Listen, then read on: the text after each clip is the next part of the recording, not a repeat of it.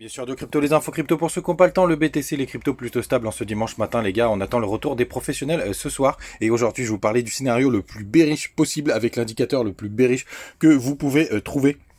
En ce moment, on va regarder tout ça du côté du BTC. On est à 39 850 $. Ethereum qui est très stable. On est juste en dessous des 3000 $. Le reste de la map, comme je vous disais, pas de très très gros mouvements. On a juste Luna qui perd 1,7%, DOT qui prend 3,5%. Et aussi, en bas du top 25, on a aussi TRX-Cron qui perd à peu près 3%. Il avait pas mal performé ces derniers temps. Les gars, le scénario le plus bearish du BTC avec le monthly. Vous avez bien entendu, on est sur le monthly, c'est-à-dire qu'une bougie égale un mois. Et aussi parce qu'on a eu le MACD qui a croisé il y a pas longtemps à la baisse, et on va regarder qu'est-ce que ça a fait par le passé, ce croisement MACD. Donc la dernière fois c'était pendant la période du crack Covid, donc on va pas trop se focaliser sur cette période puisque vous voyez il y a eu pas mal de bons et de mauvais signaux, donc pas de choses très intéressantes. Mais ce qu'il faut aussi regarder, c'est ce qui s'est passé en 2018 pendant le bear market, et vous voyez au croisement on a eu un gros flush baissier exactement comme ce qu'on a eu ici. Vous voyez, on a atteint la bougie la plus basse ici et ici, et derrière il y a eu une petite consolidation avant d'avoir un énorme mur vendeur.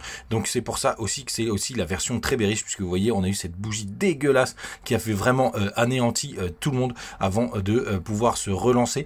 Et donc là ce qu'il faut savoir, c'est qu'il y a eu à peu près 7 mois, donc on a 7 bougies rouges comme ça avant un retournement juste ici et d'avoir les premières bougies vertes. Et là les gars, on en est à 4 mois, donc ça voudrait dire qu'on aurait encore 3 mois si on suit la même chose que dans le passé. Donc évidemment les gars, ce qui s'est passé dans le passé ne veut pas dire que c'est ce qui va se passer dans le présent, mais en tout cas c'est la version la plus bearish et qui pourrait vraiment nous emmener très très bas. Vous le savez, il y a la moyenne mobile 200 jours qui est aux alentours des 21 500 $. On va regarder tout à l'heure, mais vous voyez, ça c'est la version la plus bearish possible, et ça voudrait dire ici qu'on a un dernier flush baissier qui nous ferait énormément de mal au portefeuille. Quand on passe en weekly, comme je vous l'ai dit plusieurs fois, on est toujours en tendance haussière puisqu'on fait toujours des hauts, des bas de plus en plus hauts.